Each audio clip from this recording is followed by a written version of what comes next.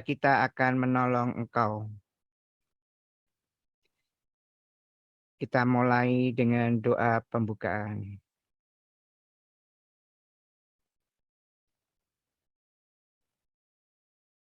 Bu. Doa kepada Santa Teresa dari Kalkuta. Santa Teresa dari Kalkuta, Yesus telah memanggilmu untuk membawa cahaya cinta kasih-Nya kepada mereka yang hidup dalam kegelapan. Santa Teresa, Engkau telah merawat mereka yang paling miskin dan paling membutuhkan dengan penuh cinta kasih dan kelembutan, sehingga Engkau menjadi tanda kehadiran cinta dan belas kasih Allah di tengah-tengah kesengsaraan dan penderitaan mereka. Mengikuti teladan-Mu, tolonglah kami, agar kami bisa mengenali wajah Yesus di dalam wajah-wajah saudara-saudari kami yang menderita, sehingga kami bisa melayaninya dengan rendah hati dan sukacita. Ajarilah kami, agar kami bisa menjadi pembawa cinta dan belas kasih Allah, sehingga kami bisa menjadi saksi bahwa Allah masih mengasihi dunia melalui setiap kita masing-masing.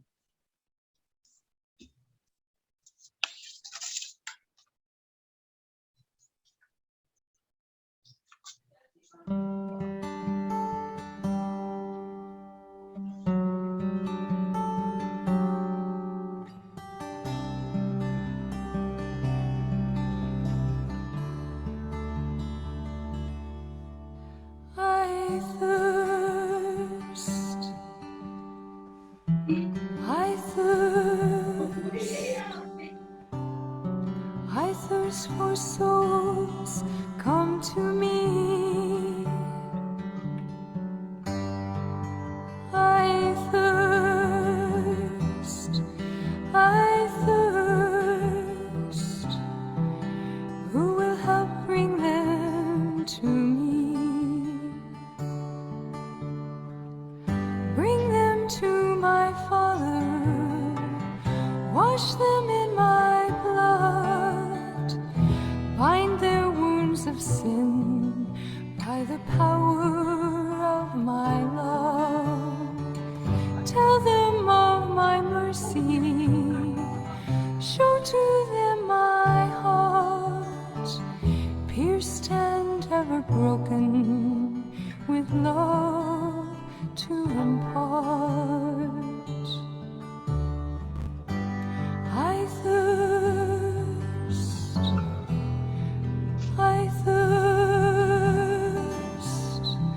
I thirst for souls, come to me. I thirst.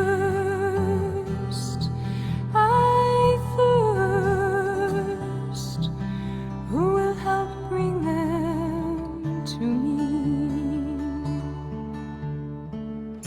Many tears are falling, souls have lost their way, tired and discouraged, too broken to pray.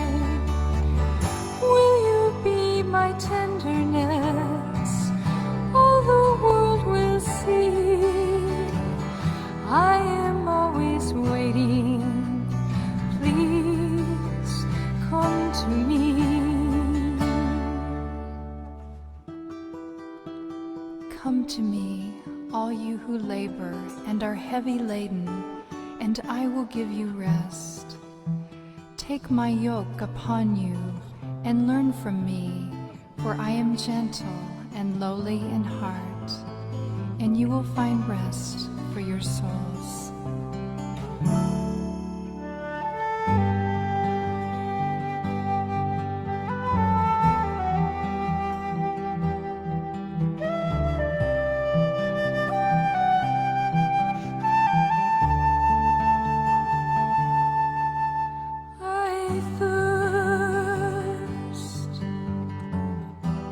I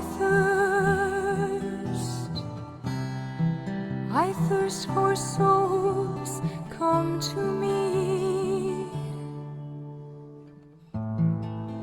Who will help bring them to me? I thirst.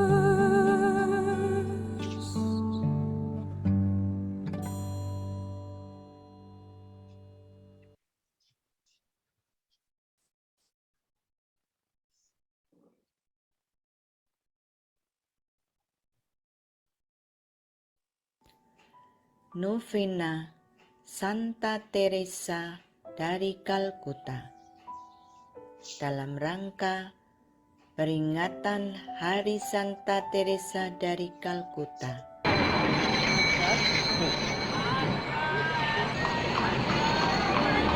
A few months ago, we went out in Calcutta and we picked up 4 or 5 people from the street. And we took them to our home for the dying. One of them was in a very bad condition. So I told the sisters, I'll take care of her. And I did for her all that my love could do. When I put her in bed, she took hold of my hand. And there was such a wonderful smile in her face. She said one word, thank you, as she died. She gave me much more than I gave her. She gave me her grateful love. And for 1 second, I reflected on looking at her, and I said, what would I have done if I was she? And my answer was, I would have tried to draw some attention to myself. I would have said I'm hungry or I'm cold or I'm dying. But she was so great. She was so beautiful in her giving. The poor are great people. They give us much more than we give to them. We must love them not by feeling pity for them. We must love them because it is Jesus and the distressing disguise of the poor. They are our brothers and sisters. They are our own people. Those lepers, those dying, those hungry, those naked, they are Jesus.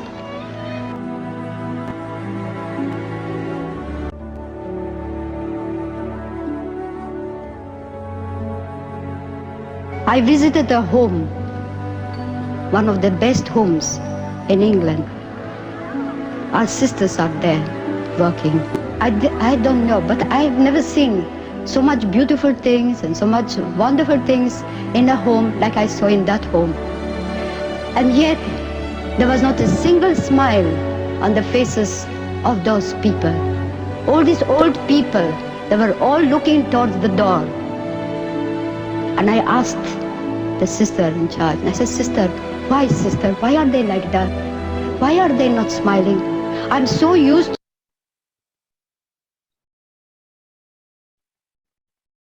see smiles on people's faces, because I think smile generates smiles, just as love generates love.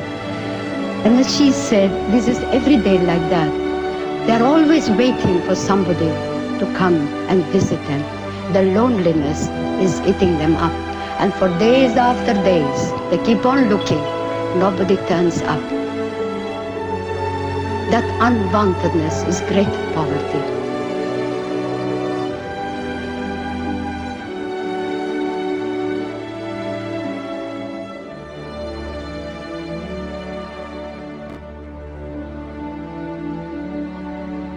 Do we really know our poor?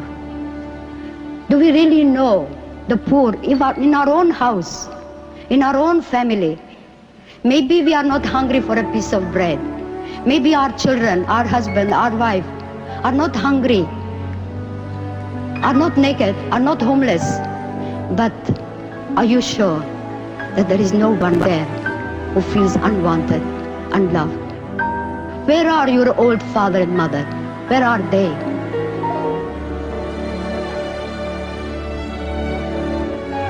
And so, you and I, let us look straight into our own families. For love begins at home. Do we really understand the poverty of Christ? The poverty of our poor in our own home, in our own communities. Never turn your back to the poor. For in turning your back to the poor, you are turning it to Jesus Christ.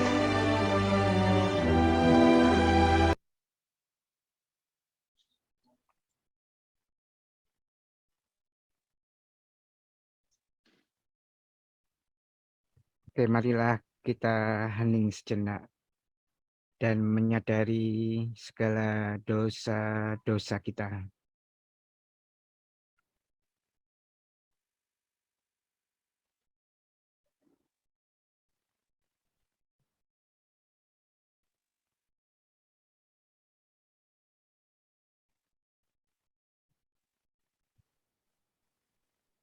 Doa tobat. Ya Allahku, aku datang ke hadirat-Mu, haus akan kasih-Mu.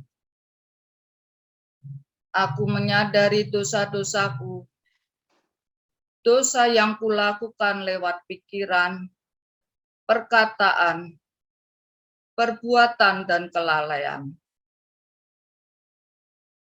Aku memberikan cuka ke dalam dahaga-Mu yang menyakitkan. Dengan penuh penyesalan, aku memohon pengampunan-Mu. Melalui Bunda Maria, aku menyerahkan diriku dan segala apa yang kumiliki kepadamu. Aku percayakan kepadamu kelemahan dan dosa-dosaku, kebajikan, karunia dan kebaikanku. Dengan satu kata, aku menyerahkan segalanya kepadamu, supaya aku dapat berjumpa dengan putramu hari ini dan memuaskan dahaganya dengan lebih baik. Amin.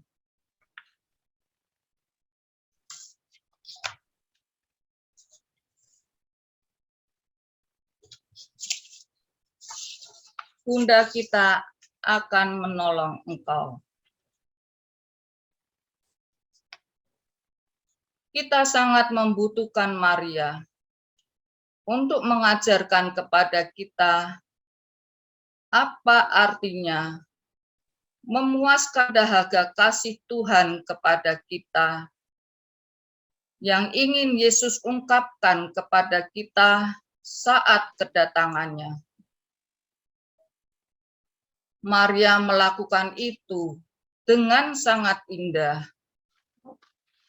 Ya, Maria mengizinkan Tuhan untuk menguasai hidupnya lewat kemurniannya, kerendahan hatinya, dan lewat kasih-Nya yang penuh kesetiaan. Marilah kita berusaha untuk bertumbuh dalam tuntunan Bunda Surgawi kita, dalam tiga sikap jiwa yang penting ini, yang dapat menyenangkan hati Tuhan dan membuatnya dapat menyatukan dirinya dengan kita di dalam dan melalui Yesus di dalam kuasa Roh Kudus. Dengan melakukannya, sebagaimana Bunda Maria, kita mengizinkan Tuhan menguasai seluruh keberadaan kita, dan melalui kita, Tuhan dapat menyalurkan dahaga kasih-Nya kepada semua orang yang kita jumpai, khususnya orang-orang miskin. Jika kita berdiri bersama Bunda kita, Dia akan memberikan kepada kita semangat kasih, penuh kepercayaan, kepasrahan total, dan sukacita.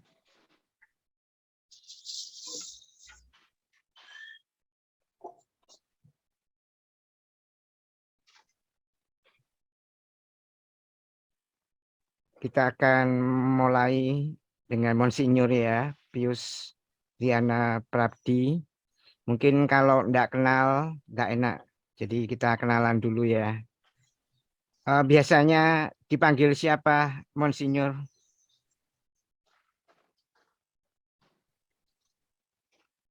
Monsinyur Pius. Monsinyur Pius ya? Ya, selamat malam. Ya. Biasa dipanggil Pius gitu atau Riono gitu. Ya, Monsinyur Pius. Oke. Jadi malam hari ini kita mau kenalan ya. Monsinyur Pius. Ya, itu yang biasa dipanggil. Oke, kita coba melihat sedikit ya profil tentang Monsinyur Pius. Lahir di 5 Mei 1967 di Paniai, Papua. Kemudian ditabiskan menjadi imam pada 8 Juli 1995 dan ditabiskan menjadi uskup 9 September 2012 oleh Blasius Pujaraharja. Berarti sebentar lagi ini ulang tahun ya, ke 10 tahun ya ini ya, Monsinyur Pius ya. Ya, puji Tuhan begitu. Ya, nanti kediamannya ada di Jalan Jenderal Ahmad Yani 74, kantor Delta Pawan, Ketapang. Oke, Kalimantan Barat. Nah, itu sedikit ya mengenal Monsinyur Pius. Oke, untuk waktu silahkan Monsinyur. Baik, terima kasih. Saudara-saudariku yang terkasih, para imam, bruder, suster, dan juga teman-teman kerabat kerja Ibu Teresa. Salam damai sejahtera untuk kita semua. Novena hari keempat Santa Teresa dari Kalkuta, atau yang sering disebut juga orang kudus dari Selokan, karena dari tempat yang kumuh. Novena keempat ini kita persembahkan kepada Bunda Maria, Bunda kita semua. Bunda Maria akan menolong kita untuk semakin memahami dahaga kasih Yesus dan untuk menanggapi dahaga itu seperti yang telah diteladankan oleh Bunda Maria kepada kita. Ibu Teresa mengajak kita untuk belajar dari Bunda Maria, agar kita berusaha untuk bertumbuh dalam tuntunan Bunda Maria, dalam 3 sikap jiwa yang tadi juga sudah disebutkan, yang penting, yang dapat menyenangkan hati Tuhan Yesus, dan membuatnya dapat menyatukan dirinya dengan kita, dan dalam dan melalui Yesus Kristus dalam kuasa Roh Kudus. Nah, 3 sikap jiwa itu adalah percaya, berserah, dan bersukacita. Kita akan mulai dengan Bunda Maria yang bertumbuh dalam kasih bersama orang tuanya, Yoakim dan Anna. Kemudian kita akan melanjutkan dengan 3 sikap jiwa Bunda Maria.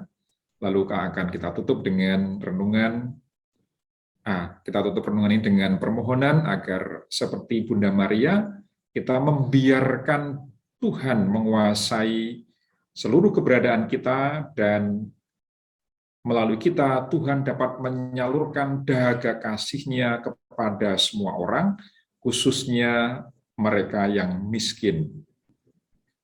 Bunda Maria akan menolong engkau, kata Ibu Teresa, dan kita semakin bersukacita untuk dijadikan saluran kasih-Nya.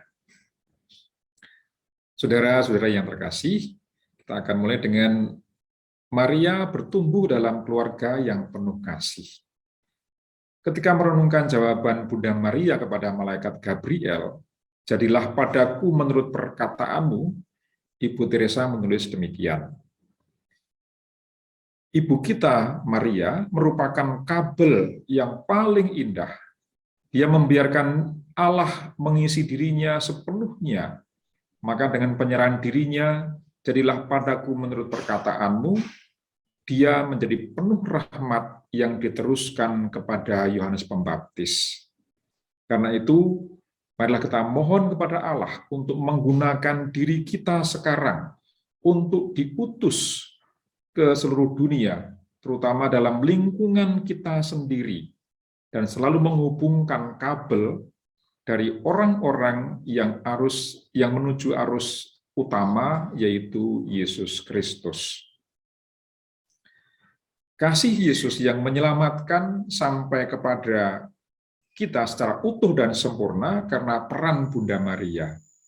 Kesediaan Bunda Maria menerima panggilan Allah menjadi Bunda Yesus, baik dalam hati, pikiran, maupun tubuhnya, menjadi awal terjadinya karya keselamatan. Maria menghubungkan gereja dengan Yesus. Seperti kabel listrik itu, Maria menjadi kabel yang menghubungkan antara gereja dengan Yesus. Nah, Ibu Teresa mengajak kita untuk belajar dari Bunda Maria, bagaimana bertumbuh dalam lingkungan sendiri, dalam keluarga sendiri yang dipenuhi kasih.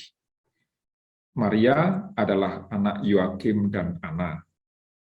Mereka tinggal di daerah Sepphoris, memang tidak disebutkan dalam kitab suci Perjanjian Baru. Ketika kota Sepphoris habis terbakar, Yoakim, Anna, dan Maria mengungsi ke desa kecil bernama Nazaret, kira-kira 6,5 kilometer sebelah tenggara Sepphoris. Ketika Maria lahir, Yoakim dan Anna mempersembahkan dia kepada Allah melalui Imam Zakaria di Bait Allah, dan Maria bertumbuh dari bawah asuhan Imam Zakaria dalam adat dan tradisi Yahudi yang kuat. Ketika berumur 14 tahun, Maria sudah dianggap dewasa dan dipertunangkan dengan Yusuf. Kitab suci tidak banyak bercerita tentang kehidupan Maria sebelum menerima kabar gembira dari malaikat Gabriel. Kita dapat membayangkan kehidupan dan pendidikan yang diterima Maria dalam keluarganya. Aneka keutamaan, kesederhanaan, kesetiaan, ketekunan, dan tahan uji tidak muncul begitu saja dalam dirinya, tetapi berasal dari kasih sayang orang tuanya. Maria mengalami kepenuhan kasih dalam keluarga, sehingga aneka keutamaan hidup tumbuh dan berkembang dalam diri Maria sebagai bekal hidup ketika menanggapi panggilan Allah. Nah, saudara-saudari yang terkasih, Ibu Teresa juga mengalami kasih secara penuh dalam keluarganya, meskipun pada usia 8 tahun ditinggal mati oleh ayahnya. Tapi kemudian diasuh oleh ibunya dengan tradisi kekatolikan yang begitu saleh. Nah, tentang kasih dalam keluarga, Ibu Teresa menulis demikian. "Saya pikir dunia sekarang sedang jungkir balik dan sangat menderita karena sedikit kasih di dalam rumah, di dalam keluarga kita.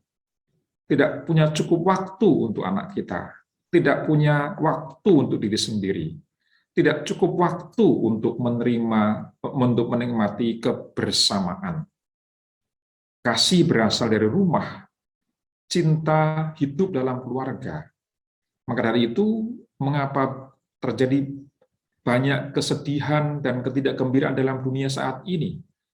Semua orang saat ini hidup sangat terburu-buru, ingin lebih bertambah kaya, ingin lebih berkembang, dan seterusnya. Sehingga anak-anak hanya punya sedikit waktu dengan orang tuanya. Orang tua hanya punya sedikit waktu bagi mereka sendiri. Dan akhirnya perdamaian dunia mulai terkikis dari rumah, dari keluarga. Nah, refleksi Ibu Teresa ini mengajak kita untuk melahirkan kembali kasih dalam rumah kita, dalam komunitas kita, di lingkungan kerja kita, di lingkungan masyarakat kita.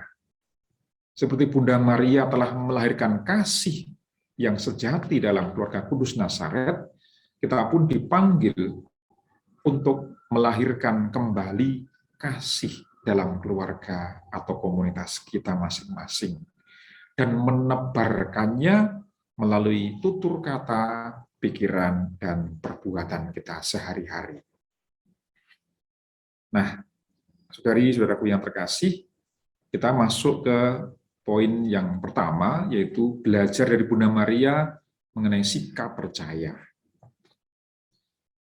Pernyataan kesediaan Bunda Maria, sesungguhnya aku ini adalah hamba Tuhan, jadilah padaku menurut perkataanmu itu, merupakan sikap jiwa Bunda Maria, yakni percaya dengan penuh kasih. Jawaban Bunda Maria adalah pernyataan iman yang murni, yang tulus, yaitu meninggalkan kepentingan diri demi kepentingan Allah. Kepentingan diri adalah membangun keluarga dengan Yusuf yang sudah menjadi tunangannya. Kepentingan Allah adalah menjadi bunda penebus. Dan Bunda Maria mewujudkan sikap percaya dengan mengintegrasikan dua kepentingan itu menjadi keluarga kudus. Jawaban Maria menjadi jawaban dan keputusan yang membuka babak baru dalam karya keselamatan Allah. Meskipun ia sadar akan konsekuensi atas jawaban tersebut. Konsekuensi yang diterima tidaklah ringan, karena ia harus memasuki lorong-lorong yang gelap dalam hidupnya. Ia harus berjalan melaksanakan kehendak Allah tanpa mengetahui apa yang sebenarnya akan terjadi. Dan ini juga persis yang dialami oleh Ibu Teresa sendiri, yang pada awal-awal ketika memulai karya misionaris cinta kasih ini juga mengalami kegelapan, mengalami situasi yang dilematis, bahkan perjuangan yang tidak mudah. Bunda Maria berhadapan dengan banyak hal yang tidak diketahuinya, karena kehendak Allah sungguh misteri. Tetapi Maria menyimpan semua perkara itu dalam hati dan merenungkannya. Persis itu juga yang dibuat oleh Ibu Teresa.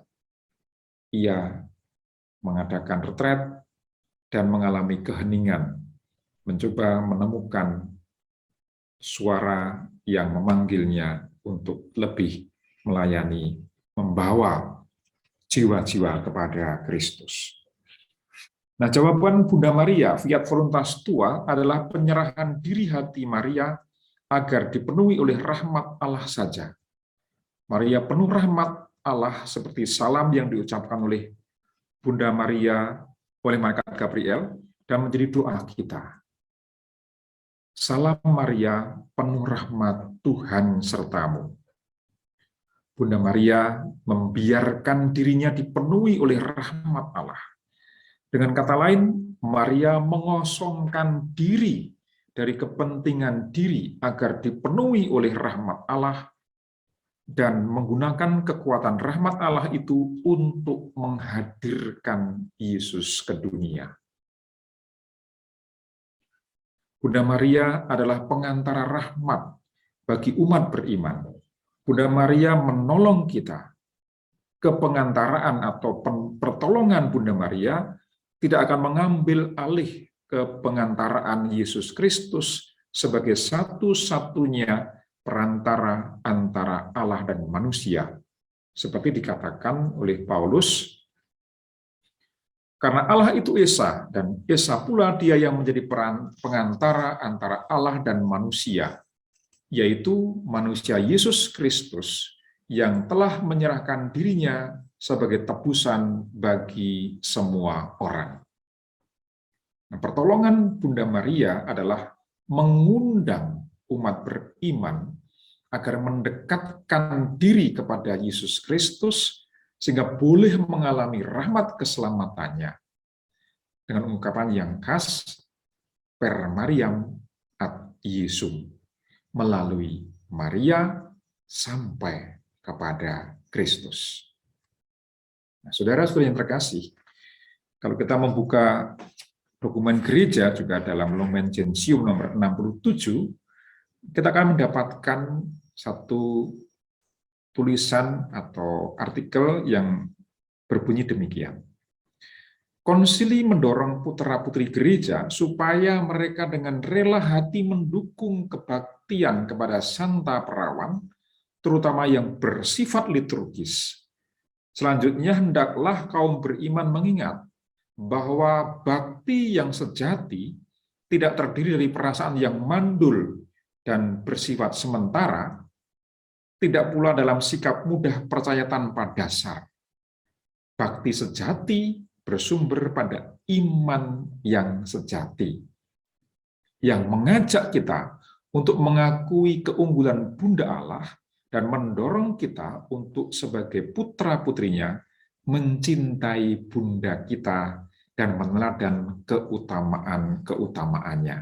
Dan itulah yang juga persis dilakukan oleh Bunda Teresa, yaitu dengan cinta dan dengan iman yang teguh akan Kristus, yang haus, yang mendambakan, yang mengharapkan supaya jiwa-jiwa itu dihantar kepadanya.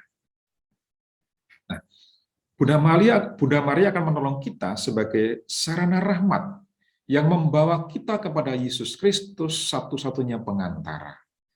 Artinya, kita menjadi saluran berkat, atau menurut istilah Bunda Teresa, menjadi kabel yang dapat dilewati oleh arus listrik, yaitu Yesus. Kita yang diutus mewartakan keselamatan Allah, berarti diutus untuk menjadi agen pembaharu, saluran berkat atau cahaya bagi siapapun tanpa kecuali, baik dalam kata maupun dalam perbuatan. Menjadi cahaya atau saluran berkat adalah menjadi saksi kasih Yesus. Nah, semuanya itu dapat terjadi kalau kita menaruh kepercayaan yang total, utuh, sempurna seperti Bunda Maria. Bunda Maria pun akan menolong kita untuk bisa menjadi percaya dengan penuh kasih. Nah, sikap percaya Bunda Teresa yang penuh kasih itu di-sharingkan juga oleh Mate Teresa sendiri ketika Mate Teresa menulis dalam renungannya, dia mengatakan, membagikan pengalamannya demikian. Di Kalkuta kami melayani 7.000 orang setiap hari, dan jika pada suatu hari kami tidak memasak, mereka tidak akan makan. Dan pernah pada suatu hari Jumat, pagi-pagi seorang suster datang dan mengatakan, "Ibu, hari Jumat dan Sabtu tidak ada makanan. Kita akan memberitahu orang-orang bahwa kita tidak mempunyai makanan untuk hari ini dan esok." Aku tidak dapat berkata sepatah kata pun. Aku tidak dapat berkata apapun kepadanya. Tapi pada jam 9, pemerintah karena alasan yang kurang jelas menutup semua sekolah, dan roti yang seharusnya diberikan kepada anak-anak sekolah tadi dikirimkan kepada kami dan kepada anak-anak kami, serta 7.000 orang tadi dapat makan roti untuk 2 hari. Mereka belum pernah makan begitu banyak roti selama hidupnya. Tidak seorang pun di seluruh kota yang mengetahui apa sebab sekolah-sekolah itu ditutup, tetapi aku tahu. Aku tahu akan perhatian dan cintanya yang halus. Itulah sikap percaya yang teguh dari Ibu Teresa bahwa Allah dapat dan akan membantu kita pada saat yang tidak kita duga. Saudari dan saudaraku yang terkasih, Kita masuk pada poin yang kedua mengenai sikap Bunda Maria, yaitu berserah. Kata malaikat itu kepada Maria, "Jangan takut, hai Maria, sebab engkau beroleh kasih karunia di hadapan Allah." Bunda Maria adalah gadis desa sederhana dan memperoleh asuhan atau didikan dari orang tuanya dengan penuh kasih. Dalam asuhan yang penuh kasih, hatinya dipenuhi pengharapan akan datangnya Sang Mesias yang didambakan oleh banyak orang. Bunda Maria memiliki dambaan suci, mendambakan kesucian dengan berserah kepada Tuhan. Layaklah sapaan malaikat kepadanya sebagai orang yang beroleh kasih karunia di hadapan Allah. Dalam dan melalui Maria, kasih karunia itu bukan hanya ilusi, tetapi menjadi nyata. Kasih karunia Allah yang tidak lain adalah penyelamat dunia akan dikandung dan dilahirkan oleh Bunda Maria. Jangan takut, hai Maria, sebab engkau beroleh kasih karunia di hadapan Allah. Sesungguhnya engkau akan mengandung dan akan melahirkan seorang anak laki-laki, dan hendaklah engkau menamai dia Yesus. Sebenarnya menjadi bunda penebus adalah kehormatan besar pada masa itu.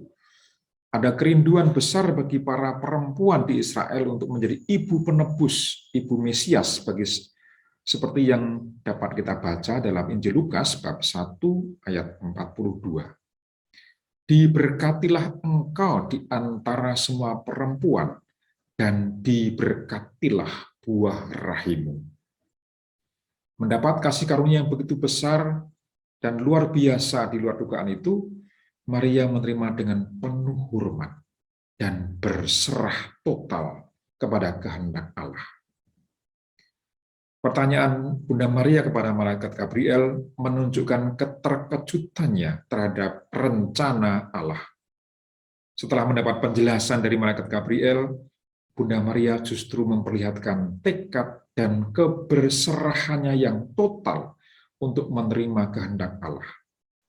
Teladan yang dapat kita dapatkan dari Maria adalah kepasrahannya yang total untuk menyerahkan perjalanan hidupnya kepada Allah, betapapun drastis dan menyebabkan perubahan yang total dari hidupnya. Nah, pada saat memulai kongregasi baru, Misionaris Cinta Kasih, Mother Teresa mengalami saat-saat gelap dan penantian yang panjang. Pastor pembimbing rohaninya bahkan sempat memberi nasihat untuk bersikap lepas bebas. Artinya tidak perlu lagi menanyakan kepada Uskup Agung waktu itu tentang permohonannya yang diajukan ke Roma. Benar-benar melepaskan dan membiarkan Tuhan bertindak melalui caranya. Dan pada awal dalam panggilannya itu, Mother Teresa telah dikaruniai cahaya begitu melimpah. Suara panggilan itu membawa Ibu Teresa penuh dengan penghiburan. Dan makin dekat dengan Yesus serta makin besar kerinduannya terhadap Yesus. Kehadiran Yesus dalam hidup Ibu Teresa tak lama kemudian diselubungi dengan kegelapan yang sedemikian kuat, sehingga seakan-akan Allah tidak ada lagi. Bila sebelumnya penghiburan rohani begitu melimpah, namun dalam babak kekeringan rohani, Ibu Teresa mengalami kegelapan yang membawanya kepada dahaga menyakitkan yang diderita oleh hati Yesus untuk mereka yang termiskin di antara kaum miskin. Dalam derita kegelapan yang mencekam, Ibu Teresa tetap teguh dan setia pada panggilannya, mempersembahkan dirinya tanpa henti dan dengan ceria dalam misi yang dipercayakan kepadanya. Kendati harus mengatasi kepedihan karena merasa tak dicintai dan tak diinginkan oleh Yesus, namun ia berusaha dengan segala daya menunjukkan cinta kepada Yesus. Justru pengalaman kegelapan pengalaman merasa tak dicintai, tidak diinginkan, membawanya pada kesadaran yang mendalam. Mother Teresa mencari Yesus dalam diri setiap orang yang ia jumpai, terutama dalam diri mereka yang termiskin di antara kaum miskin. Sambil berpegang pada janji Yesus, ketika engkau melakukannya untuk orang yang paling hina di antara saudara-saudariku, engkau melakukannya untuk aku. Mother Teresa mengalami dan menerima kegelapan dengan berserah total kepada Allah, seperti Bunda Maria yang menerima panggilan untuk menjadi Bunda Penebus dengan berserah total. Mother Teresa menjadi seorang suci untuk kegelapan, dan Yesus pun memanggilnya, datang dan antarkan aku ke lorong-lorong tempat kaum miskin tinggal. Datang dan jadilah cahayaku, untuk memberikan diri sendiri tanpa syarat kepada Allah dalam diri orang miskin di kawasan kumuh dan di jalan-jalan. Saudara dan saudariku yang terkasih, pergulatan Mother Teresa menjadi inspirasi bagi kita, juga pada saat-saat kita mengalami kegelapan atau kekeringan rohani. Kita, saya dan Anda semua pasti pernah mengalami yang namanya kekeringan rohani, kegelapan dalam hidup. Maka diberi teladan oleh Bunda Maria, Mother Teresa dalam situasi seperti itu menyerahkan diri secara total kepada kasih Allah. Maka kita bisa bertanya, apakah kita sendiri saat mengalami kegelapan dan kekeringan rohani juga berani berserah atau sumeleh, pasrah, bongkoan kepada Allah dan mencoba menemukan jalan yang ditunjukkan? Atau kita justru dalam situasi seperti itu mengandalkan kekuatan sendiri, bahkan mencoba mungkin kekuatan lain? Apakah kegelapan rohani membuat kita semakin dekat dengan Allah, atau bahkan justru menyalahkan orang lain?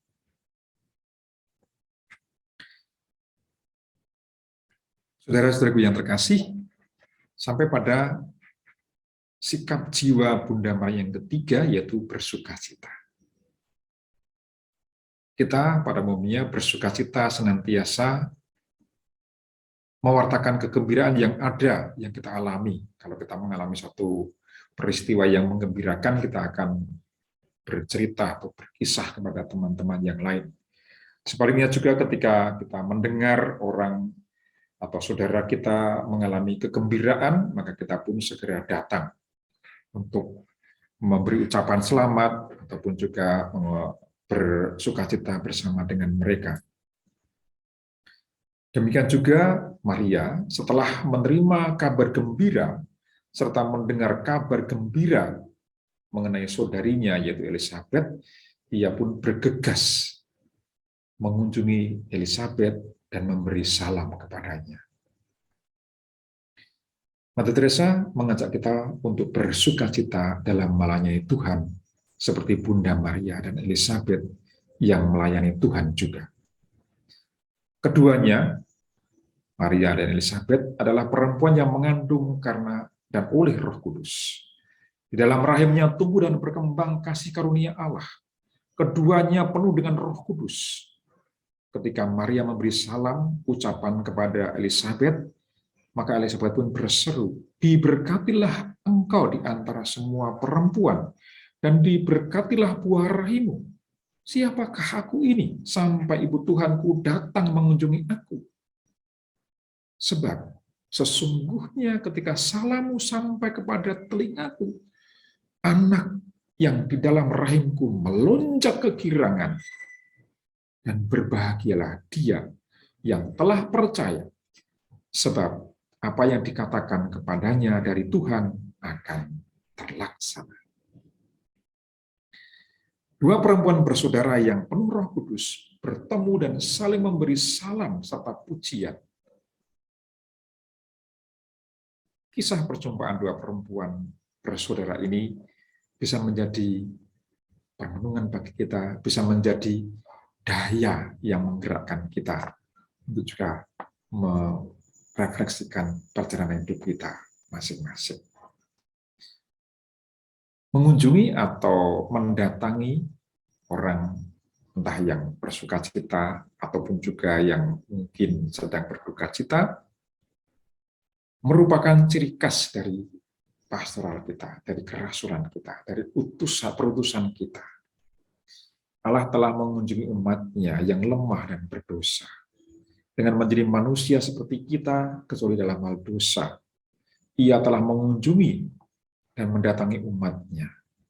Maria yang sering dikenal sebagai yang mendengarkan firman Allah dan melakukannya, segera setelah mendengarkan firman Allah, langsung melaksanakan firman itu dengan mewartakan kabar gembira, serta menyambut kegembiraan mengunjungi Elizabeth, saudaranya.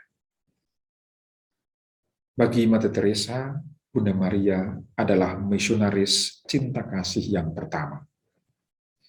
Dialah satu-satunya yang mula-mula menerima Yesus dalam artian fisik dan membawa Yesus kepada orang lain. Dia juga yang bergegas mengunjungi Elizabeth untuk melayani. Hanya sukacita yang dapat memberikan kekuatan dan ketangkasan untuk pergi dan melakukan pekerjaan sebagai pelayan di rumah Elizabeth. Dan mengapa Bunda Maria dapat melakukan dengan sukacita dan bergegas melayani? Sukacita adalah tanda persatuan dengan Tuhan. Tanda adanya kehadiran Tuhan. Sukacita adalah kasih, buah alami dari hati yang berkobar oleh kasih. Semua itu dialami Bunda Maria karena dia telah menerima Yesus dalam hati, dalam pikiran, dan dalam tubuhnya. Aku ini hamba Tuhan, jadilah padaku menurut perkataan. Sukacita adalah doa. Sukacita adalah kekuatan. Sukacita adalah jejaring untuk menangkap jiwa-jiwa. Sejak kegelapan datang dan menghalangi perasaan tentang kehadiran Yesus, Mother Teresa tidak mempunyai apapun selain mengenali kehadirannya yang tersembunyi dalam diri kaum miskin. Sewaktu saya berjalan melalui pemukiman orang miskin atau masuk ke dalam lorong-lorong mereka, di sana Tuhan Yesus senantiasa sungguh hadir. Lorong-lorong gelap itu telah menjadi tempat pertemuan istimewa dengan Tuhan. Memang, dalam melayani jiwa-jiwa, kita selalu mengalami kesulitan dan menjadi alasan bagi kita untuk terlebih dahulu menumbuhkan sukacita dalam hati kita. Maka ketika kita mengalami kesulitan dalam pekerjaan atau pelayanan atau dalam keluarga kita, dan kita menerima dengan senang hati dan penuh sukacita dengan senyuman lebar orang lain, akan melihat perbuatan baik kita dan memuliakan Bapa di surga. Cara terbaik untuk melakukan perbuatan baik untuk menunjukkan rasa syukur kepada Tuhan dan orang lain adalah menerima segala sesuatu dengan penuh sukacita. Ketika menerima segala sesuatu dengan penuh sukacita, maka semuanya akan berubah menjadi penuh kasih. Kurang lebih 12 tahun yang lalu kalau tidak salah, juga kalau mungkin Bu Lena masih ingat, kita mengikuti atau mengadakan acara dari kerabat kerja Ibu Teresa di Semarang. Waktu itu kita mengadakan makan bersama, saya lupa apakah Paskah atau Lebaran, makan bersama dengan para pemulung, kemudian pemungut sampah, Dan kita adakan makan bersama itu di pinggir tebing selokan di dekat gereja Bongsari, kalau tidak salah. Dari rumah saya sudah membayangkan sebenarnya, karena begitu kotornya tempat itu, dan juga selokan itu penuh dengan barang-barang yang kayak di selokan seperti kita bisa lihat. Nah, pasti akan bau, dan kotoran yang ada di tempat itu pasti akan mengeluarkan bau yang tidak sedap. Kemudian ketika saya datang dengan beberapa teman, bertemu dengan banyak orang, lalu mereka semua nampak gembira, nampak senang, lalu kami ngobrol asik sambil makan. Tanpa sadar, kemudian saya pulang, lalu saya heran, mengapa waktu makan siang, makan bersama itu sore-sore, tidak ada bau yang saya bayangkan, atau sekurangnya tidak begitu menyengat. Rupanya, sukacita, perjumpaan, kegembiraan, kehadiran mereka itu bisa mengusir bau yang tak sedap. Maka saya jadi mengerti mengapa Ibu Teresa atau Mati Teresa tidak pernah merasa jijik menyentuh rupa-rupa bau yang begitu busuk, yang begitu tidak mengenakkan. Dan Mati Teresa juga mengisahkan pengalamannya ketika ada seorang gadis dari luar India yang mau bergabung dengan misionaris cinta kasih. Dia menulis demikian. Kami mempunyai peraturan bahwa semua calon misionaris cinta kasih harus terlebih dahulu melayani di rumah orang sekarat. Jadi saya katakan kepada gadis itu, Anda telah melihat pastor sewaktu misa.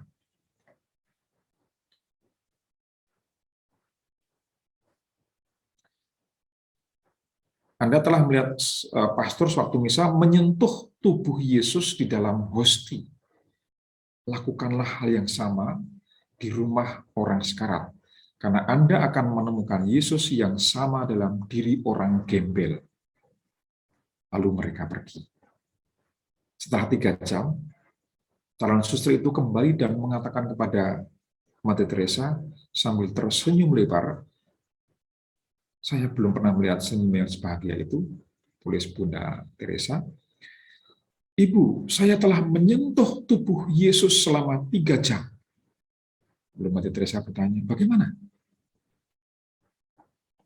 Dia menjawab, ketika kami tiba di sana, mereka membawa masuk seorang pria yang telah lama jatuh ke dalam selokan. Baru sekarang ditemukan. Tubuhnya penuh luka dan kotoran serta ulat-ulat. Sewaktu memandikan dia, saya tahu bahwa saya sedang menyentuh tubuh Yesus. Betapa indahnya pengalaman ini. Berkunjung, bertemu, dan melihat Yesus di situ. Nah, saudara-saudari yang terkasih, oleh Ibu Teresa kita diajak untuk meneladani Bunda Maria agar dapat menghadirkan cahaya kasih. Dalam kitab suci kita menemukan begitu banyak kisah Bunda Maria menolong orang-orang yang mengalami kesulitan. Keutamaan hidupnya menolong kita meneladan Bunda Maria. Misalnya sikap rendah hati dan terbuka menerima panggilan untuk mengandung dan melahirkan Yesus. Tulus memperhatikan dan membantu orang, seperti Bunda Maria yang membantu keluarga Zakaria dan Elizabeth, juga membantu orang yang berpesta yang kehabisan anggur. Ketaatan terhadap hukum Taurat, mempersembahkan Yesus ke bait Allah. Yesus disunat dan membawa Yesus berdoa di Genisah. Ketabahan hati untuk mendampingi putranya yang menderita di bawah kayu salib. Kesetiaan untuk mendampingi para murid Yesus yang menantikan kedatangan Roh Kudus. Maria menerima dan melaksanakan semua peristiwa itu dengan gembira dengan senyum, dengan ketulusan, dan penuh kepasrahan. Inilah bentuk kesederhanaan Bunda Maria, persis seperti yang dihidupi oleh Mother Teresa yang selalu menebarkan sukacita dalam melayani orang-orang sakit, orang-orang miskin, orang-orang sekarat, mereka yang tak diinginkan, mereka yang tak dicintai atau kekurangan kasih. Saudara dan saudaraku yang terkasih, dalam hal mengikuti Yesus serta meneliti Maria ini, Santo Ignatius Loyola dalam buku Latihan Rohani antara lain menulis demikian. Mereka yang mau lebih mencintai dan menjadi unggul dalam segala hal yang bersangkutan dengan pengabdian kepada Tuhan semesta, tidak hanya akan mempersembahkan diri seutuhnya untuk berjuang, tetapi lebih lanjut bertindak melawan hawa nafsu, cinta kedagingan, dan dunia dari dirinya, memberi persembahan yang lebih luhur dan lebih berharga dengan mengucap demikian. Oh Tuhan semesta abadi, dengan karunia dan pertolongan-Mu, kuhaturkan, kupersembahkan persembahanku di hadapan kebaikan-Mu yang tak terhingga, di hadapan Bundamu yang teramat mulia dan sekalian Santo Santa Istana Surga. Aku berkehendak, berhasrat, dan bertekad bulat menjadi lebih besarnya pengabdian dan pujian bagimu akan menadan Engkau menanggung segala kelaliman, segala penghinaan, dan segala kemiskinan, baik lahir maupun batin, bila keagungan-Mu yang Maha Kudus berkenan memilih dan menerima diriku untuk hidup sedemikian itu. Kita mohon untuk mempersembahkan diri seutuhnya kepada Allah. Persembahan dapat kita wujudkan dalam mengerahkan daya, tenaga, harta, keterampilan, kesempatan, dan kemungkinan untuk memberantas atau memberangus hawa nafsu akan harta, pangkat, popularitas, dan hormat. Rasanya gerakan seperti ini pada masa ini sungguh merupakan jalan salib. Kita berdiri di dekat kaki Yesus dan memuaskan dahaga Yesus akan jiwa-jiwa. Saya menutup renungan ini dengan mengutip kata-kata dari Santa atau Mother Teresa sendiri. Jika kita berdiri bersama Bunda Maria, Bunda kita, Ia akan memberikan kepada kita semangat kasih penuh kepercayaan, kepasrahan total, dan sukacita. Kita perlu mendekat kepada Bunda kita yang mengerti dalamnya kasih ilahi yang diungkapkan saat Dia berdiri di kaki salib dan mendengar cerita Yesus, "Aku haus."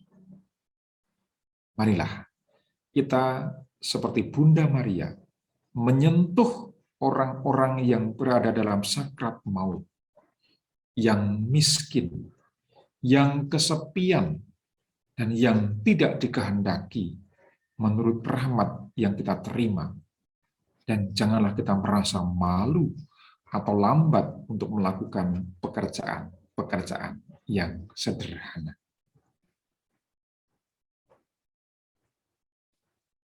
Terima kasih. Tuhan memberkati.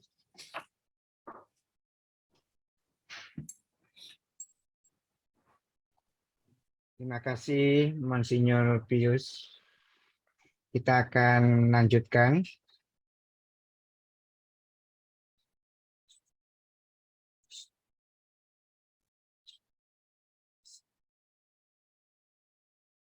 Marilah hening sejenak dan kita renungkan.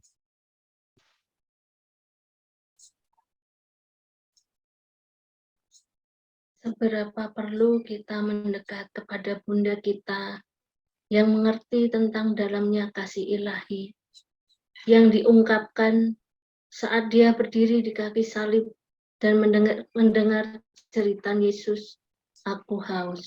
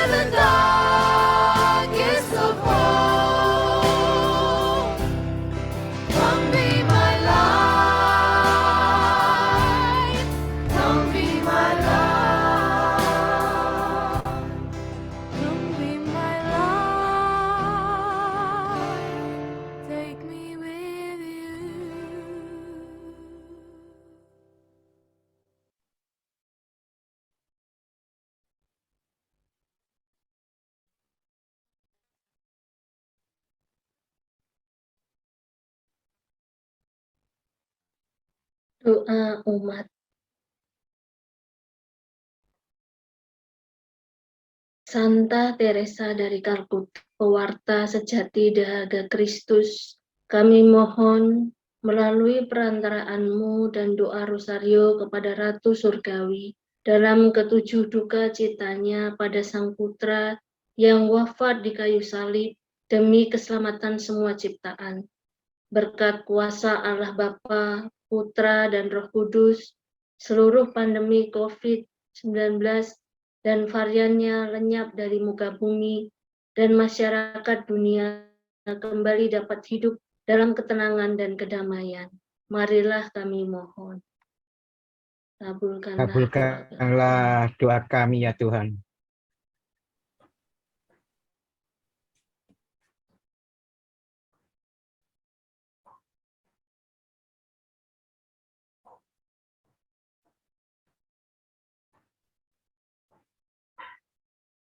Bagi para uskup, imam, biarawan, dan biarawati yang mengalami penganiayaan di berbagai negara, kiranya Tuhan memberikan kekuatan kepada mereka. Bagi mereka yang diculik, segera mendapat jalan untuk mendapatkan kebebasan dan bisa kembali bekerja mengembalakan kami umat-Nya. Marilah kita mohon. Kabulkanlah doa kami ya Tuhan. Bagi kehidupan menggereja umat keuskupan Ketapang, semoga tercipta sinergi dan kolaborasi yang baik antara umat dan hierarki, sehingga kaderisasi di dalam gereja berjalan lancar. Marilah kita mohon. Kabulkanlah doa kami ya Tuhan. Berdoa bagi benih-benih panggilan di keuskupan Ketapang. Semoga banyak anak muda terpanggil untuk bekerja di ladang Tuhan demi perkembangan gereja di keuskupan Ketapang. Marilah kita mohon. Kabulkanlah doa kami ya Tuhan. Bagi Monsinyur Pius Riana Prabdi yang tanggal 9 September merayakan hari ulang tahun Tabisan Uskup ke-10, semoga Monsinyur Pius Riana Prabdi diberi kesehatan dan kekuatan untuk melayani umat di keuskupan Ketapang, serta menjadi teladan bagi sesama. Marilah kita mohon. Kabulkanlah doa kami ya Tuhan.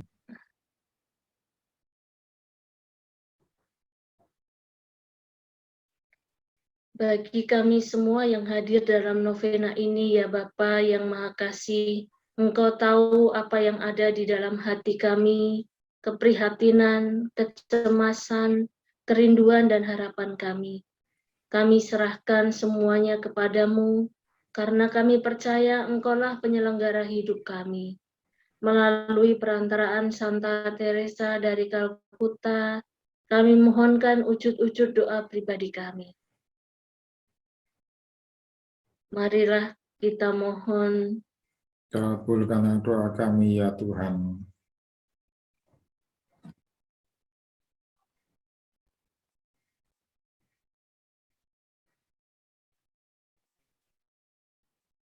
Doa penutup.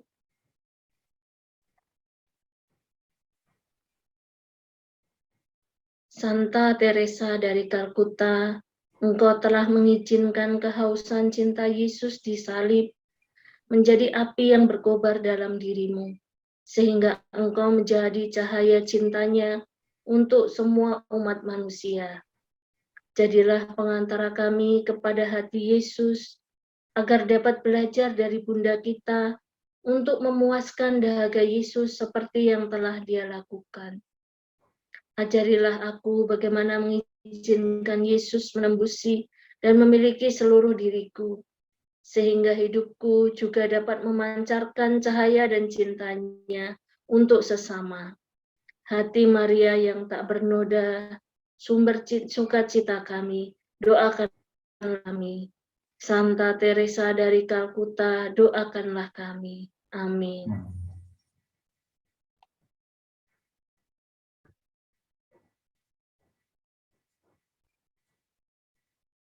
Ya, kita mau dengarkan ucapan terima kasih dari Rosa ya. Silakan Rosa. Terima kasih, Winati. Selamat malam, Monsinyur Pius Riono Prabdi. Perkenalkan, saya Rosa Wijoyo dari kerabat kerja Ibu Teresa dari Yogyakarta. Kami pada malam ini mewakili komunitas kerabat kerja Ibu Teresa dan ITES Movement Indonesia untuk menyampaikan ucapan terima kasih yang sebesar-besarnya kepada Monsinyur atas renungan yang luar biasa dan telah memberikan pencerahan kepada kami semua pada malam hari ini. Kemudian terima kasih juga kepada petugas doa dari kerabat kerja Ibu Teresa dari Semarang, Ibu Lian dan Mbak Veronica Yuliani. Juga kepada tim inti yang telah menyiapkan novena ini selama 1 bulan penuh. Kami sungguh bersyukur bahwa novena sudah berlangsung dengan lancar sampai dengan hari yang keempat pada malam ini. Kepada para peserta yang setia mengikuti novena sejak awal sampai dengan hari ini, kami juga mengucapkan banyak terima kasih. Kami juga menyediakan rekaman YouTube melalui kanal YouTube ITES Movement Indonesia bagi mereka yang baru pertama kali mengikuti novena pada hari ini, sehingga bisa mengikuti novena dengan penuh, ya, dengan mengikuti rekaman novena hari pertama, kedua, dan ketiga. Dan pada malam ini kami akan juga mengupload untuk yang pada malam hari ini. Ya, Monsinyur Riana dan sahabat semua, mungkin ada yang tidak tahu ya, KKIT ITM. Tadi saya sudah sempat menyebutkan bahwa KKIT itu adalah kerabat kerja Ibu Teresa, sedangkan ITM adalah ITES Movement. Dan itu kami menuliskan Indonesia karena memang ada 9 kota kerabat kerja Ibu Teresa di Indonesia, yaitu di Padang, Pangkal Pinang, Jakarta, Bandung, Garut, Surabaya, Semarang, Solo, dan Yogyakarta. Belum ada kerabat kerja Ibu Teresa di Kalimantan, Monsinyur Pius. Tetapi sudah ada panggilan untuk menjadi suster MC dari Kalimantan. Kami tidak tahu persis ya, mungkin dari Palangkaraya, sekarang sudah mempersiapkan kaul kekal. Mungkin tahun ini, biasanya kaul kekal dipersiapkan itu di Kalkuta, di Filipina atau di Roma. Jadi nanti suster namanya Sean Paul ya, Sean Paul, lengkapnya kami tidak tahu. Juga dari Yogyakarta sudah ada panggilan untuk menjadi suster MC, Monsinyur.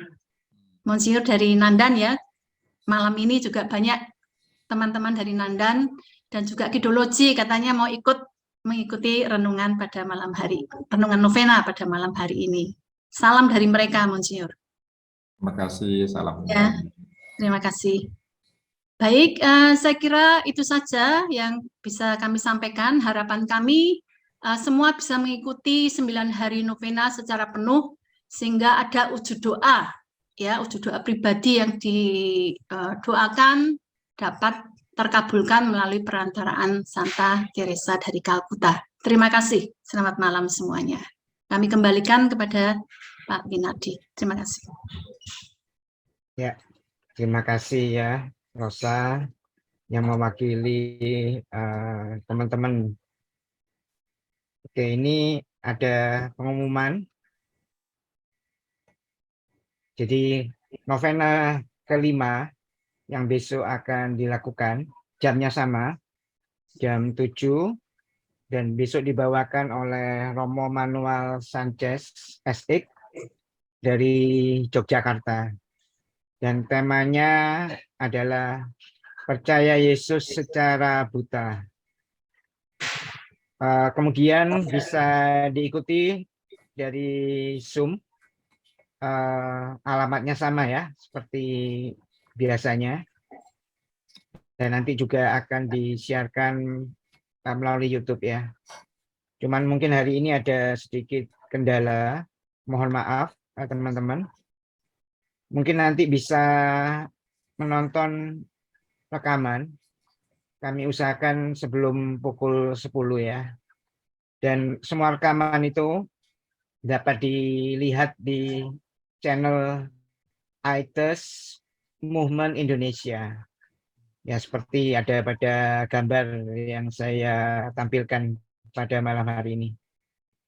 Dan juga kalau teman-teman ingin mengetahui tentang spiritualitas dari Santa Teresa Calcutta, bisa bergabung di WA Group.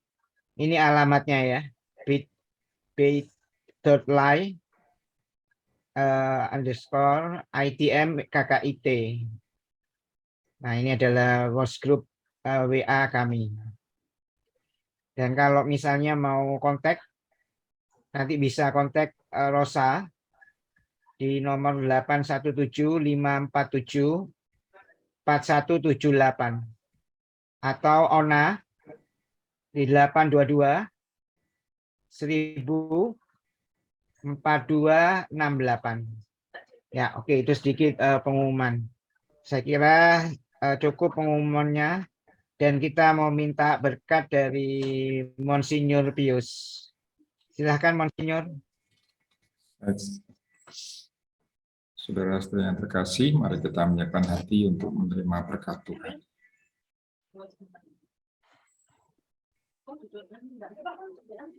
Tuhan bersamamu Dan bersama Dan roh bersamamu. Semoga kita semua dan semua yang kita doakan dalam novena ini senantiasa dilimpahi berkat Allah yang Maha Kuasa, Bapa dan Putra dan Roh Kudus.